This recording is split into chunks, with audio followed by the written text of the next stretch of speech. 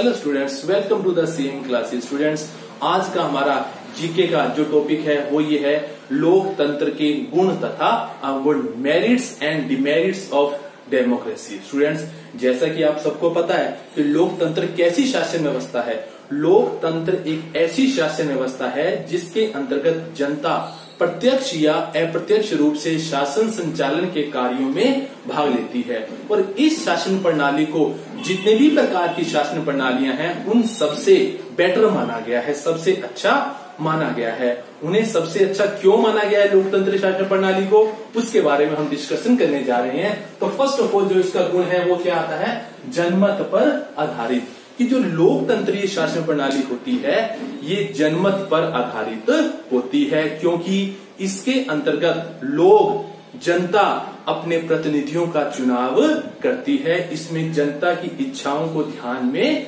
रखा जाता है, जबकि तानाशाही प्रणाली है जैसे राजतंत्र है उसमें ये सब कुछ नहीं होता, उसमें जनता की इच्छाओं को ध्यान में नहीं रखा जाता। सेकंड क्या है, उत्तरदायी शासन, रिस्पॉन्सिबल शासन। कि जो लोकतंत्रीय जो शासन होता है वो एक रिस्पॉन्सिबल शासन होता है, उत्तरदायी शासन होता है। ओके, इसमें क्या होता है कि इसके अंतर्गत जनता अपने प्रतिनिधियों का चुनाव करके भेजती है। सरकार जितने भी प्रकार के इसमें अपने काम करती है उन सारे कार्यों के लिए सरकार क्या होती है, उत्तरदायी होती है। ओके, नेक्स्ट क्या आता है, वैध शासन, मतलब कानूनी शासन। लोकतंत्र को इसलिए भी अच्छा माना जाता है क्योंकि ये एक वैध शासन है। इसके बारे में ये कहा जाता है कि लोकतंत्र कम कार्यकुशल हो सकता है, इसमें अधिकारी भ्रष्टाचारी हो सकते हैं, अपने काम को में देरी हो सकती है, लेकिन फिर भी इस प्रकार के शासन को क्या कहा जाता है, वैध शासन कहा जाता है, क्योंकि इसके अंतर्गत जितने भी प्रकार के कार्य किए जाते हैं वो कानून के अंडर रहकर किए जाते हैं। कोई भी ऐसा काम नहीं किया जाता जो कानून के विरुद्ध हो, इसलिए इसे वैध शासन कहा जाता है। नेक्स्ट क्या आता है, अधिकारों और स्वतंत्रताओं का होना। लोकतंत्र ही एक ऐसी शासन प्रणाली है जिसके अंतर्गत नागरिकों को, लोगों को अपना विकास करने के लिए अधिकार दिए जाते हैं, स्वतंत्रताएं दी जाती हैं। जैसा कि आपको पता है कि हम भारतवासियों के लिए संविधान में मौलिक अधिकारों का वर्णन किया गया है। ये वो मौलिक अधिकार हैं जो मानव की गरिमा को बनाए रखने के लिए बहुत जरूरी हैं। आप सबको पता ही है कि हमारे मौलिक अधिकारों की संख्या कितनी है, 6 है। और इन अधिकारों और स्वतंत्रताओं का प्रयोग करके ही मनुष्य अपना विकास कर सकता है। ओके, नेक्स्ट क्या आता है, समानता पर आधारित। लोकतंत्र के अंतर्गत और क्या होता है, इसका अन्य गुण क्या है कि ये समानता पर आधारित होता है। समानता भी कई प्रकार की होती है। सामाजिक समानता, सामाजिक समानता का मतलब क्या है कि समाज में रहने वाले सभी लोग, चाहे वो किसी भी जाति के हैं, किसी भी वर्ग के हैं, किसी भी संप्रदाय के हैं, उन सभी के साथ समानता का व्यवहार किया जाएगा, किसी के साथ भेदभाव नहीं किया जाएगा। आर्थिक असमानता भी होती है। आर्थिक असमानता, असमानता का मतलब समान न होना। आर्थिक समानता, इसका मतलब ये होता है कि लोकतंत्र शासन प्रणाली में जो जैसे अपनी निर्धारित योग्यता को पूरा करता है उसे अपना विकास करने का, अपना व्यवसाय चुनने का पूरा अधिकार दिया जाता है। ओके, और एक प्रकार की समानता और भी आती है। वो समानता कौन सी है, राजनीतिक समानता। लोकतंत्र के अंतर्गत लोगों को राजनीतिक समानता भी दी जाती है। मतलब जो भी व्यक्ति अपनी निर्धारित योग्यताओं को पूरा करता है वो शासन संचालन के कार्यों में भाग लेता है। इसका मतलब यह है कि लोकतंत्रीय शासन प्रणाली एक ऐसी शासन प्रणाली है जो समानता पर आधारित है। ये इच्छा भी की जाती है। शक्तियों का विकेंद्रीकरण, विकेंद्रीकरण का मतलब क्या होता है, शक्तियों का बांटा जाना। ओके, लोकतंत्र से यह भी आशा की जाती है, यह उनसे होप की जाती है कि इसके अंतर्गत शक्तियों को बांटा जाता है। जैसा कि आप सबको पता है कि जिस स्थान पर शक्तियां केंद्रित होती हैं, नेचुरली सी बात है कि वो शासन कैसा होगा, तानाशाही शासन हो सकता है। उसमें जनता के अधिकारों, स्वतंत्रताओं, समानताओं की अनदेखी की जा सकती है, लेकिन लोकतंत्रीय शासन प्रणाली में ऐसा नहीं हो सकता, क्योंकि इसमें शक्तियों का क्या किया जाता है, बंटवारा किया जाता है। ओके स्टूडेंट्स, वेल स्टूडेंट्स, अब हम लोकतंत्र के अवगुण करने जा रहे हैं।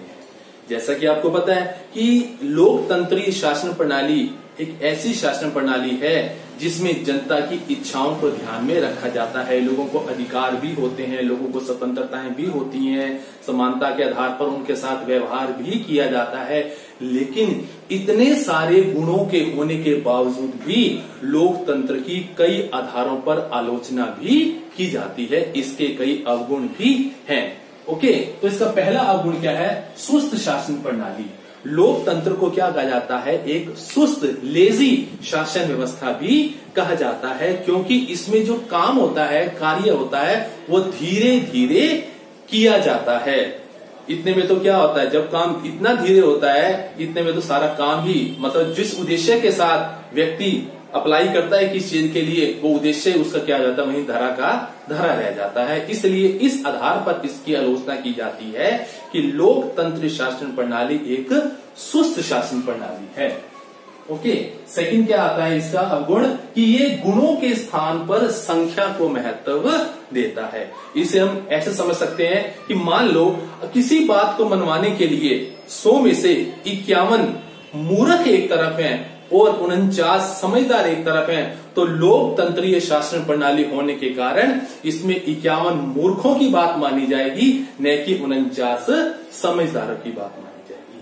ये इसका सबसे बड़ा अवगुण माना जाता है कि यह गुणों के स्थान पर संख्या को महत्व देता है। नेक्स्ट क्या आता है? कम कार्यकुशल। लोकतंत्र के अवगुणों में एक बात और क्या आती है कि यह कम कार्यकुशल है। ओके, यह अपने काम कुशलता पूर्वक नहीं कर पाती। इस आधार पर भी इसकी आलोचना की जाती है। नेक्स्ट आगे क्या आता है? भ्रष्टाचार। लोकतंत्र में इसके बारे में यह भी अवगुण कहा जाता है कि यह शासन प्रणाली कैसी है? भ्रष्टाचारी है। इसके विषय में कई विद्वानों ने तो यहां तक कह दिया कि लोकतंत्र में अगर कोई व्यक्ति रिश्वत लेता हुआ पकड़ा जाता है तो वो रिश्वत देकर छूट जाता है। इसके बारे में तो कई बार ये भी कहा जाता है कि इसमें संतरी से लेकर मंत्री तक सारे के सारे भ्रष्ट होते हैं। ओके स्टूडेंट्स, नेक्स्ट क्या आता है कि लोगों के हितों की अवहेलना। कि इसके अंतर्गत क्या कहा जाता है कि यह लोगों के हितों की अवहेलना करता है। मतलब इसमें लोगों की इच्छाओं को ज्यादा ध्यान में नहीं रखा जाता। इसमें कई बार स्वार्थीपन भी आ जाता है। नेक्स्ट आता है महंगी सरकार। लोकतंत्र की आलोचना का अगला आधार ये है कि यह क्या है? एक महंगी सरकार है। क्योंकि क्या ये कहा जाता है इसके अंतर्गत कि जो चुनाव करवाए जाते हैं वो भी क्या होते हैं? काफी महंगे होते हैं। चुनावों में करोड़ों रुपया खर्च कर देता है एक उम्मीदवार अपने चुनावों को जीतने के लिए। इसलिए भी इस आधार पर भी क्या कहा जाता है? इसकी आलोचना की जाती है। वेल स्टूडेंट्स, अब हम करने जा रहे हैं लोकतंत्र की चुनौतियां। कि लोकतंत्र को आज किन किन समस्याओं का सामना करना पड़ रहा है। तो पहली चुनौती क्या है? पहला चैलेंज क्या है? जातिवाद तथा भाषावाद। आज हमारे देश में जातिवाद तथा भाषावाद बहुत ज्यादा पनप रहा है।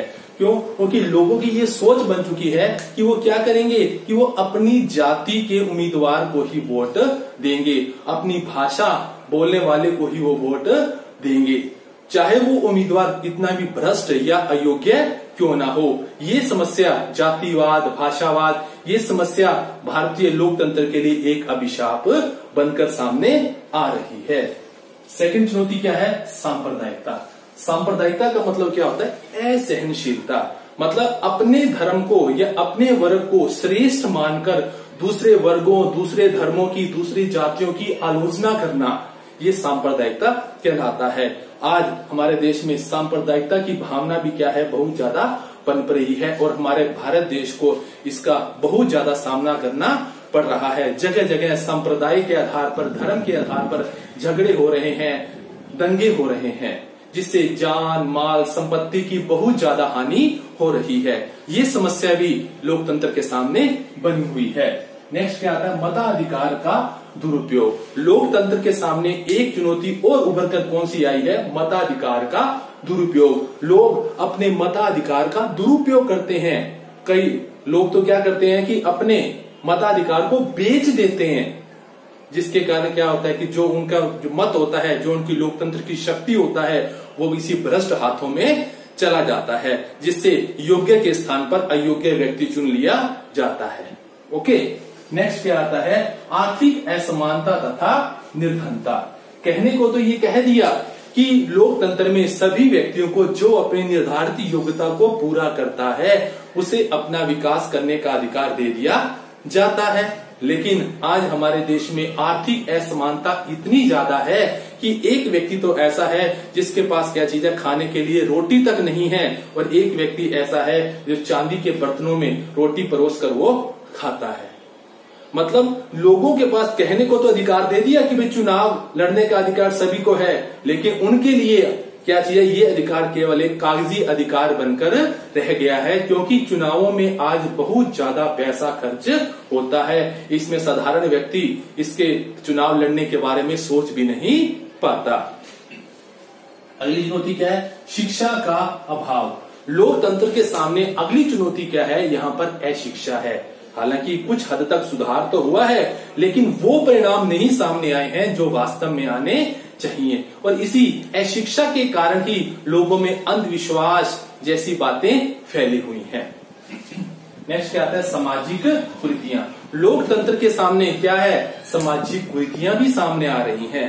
जैसा कि कहते हैं ना कि अगर सामने से अगर आप कहीं अच्छे काम के लिए जा रहे हो, सामने से अगर बिल्ली अगर आपका रास्ता काट जाए, तो आप कई लोग क्या करते हैं? इसी अंधविश्वास के कारण या तो क्या करेंगे? पीछे मुड़कर 7 बार धरती को पीटेंगे, या फिर आगे वो अपने काम के लिए नहीं जाएंगे। मतलब इतना अंधविश्वास फैला हुआ है, समाज में कुरीतियां फैली हुई हैं। दहेज प्रथा है, पर्दा प्रथा है, ये सारी कुरीतियां भी क्या है? लोकतंत्र के सामने एक चुनौती बनकर आ रही हैं।